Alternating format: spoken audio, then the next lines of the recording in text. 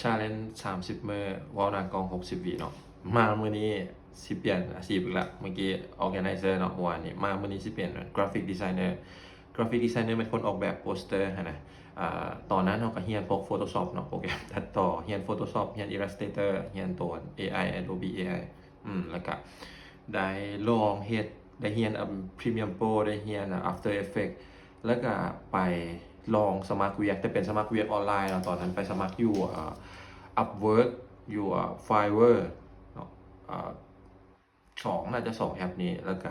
รับเวียกทั่วไปคนรู้จักสายเฮ็ดกราฟิกก็เฮ็ดเนาะเขาเจ้าหาเฮ็ดนั่นเฮ็ดนี่เฮ็ดเบิดรับเบิดเลย 200,000 300,000รับทุกอย่างตอนนั้นก็ได้ลองเฮ็ดอยู่ประมาณ3ปี4ปีเนาะแล้วก็ได้เฮ็ดต่อก็คือหลังจากที่ได้ไปเฮ็ดเวียกประจำหรือเฮ็ดอันอื่นหั้นนะเราก็ได้มาเบิ่งตัวนี้แบบเต็มโตหลายขึ้นเนาะว่าองค์ประกอบมันต้องจัดแนวใดการดีไซน์มันต้องเฮ็ดแนวใด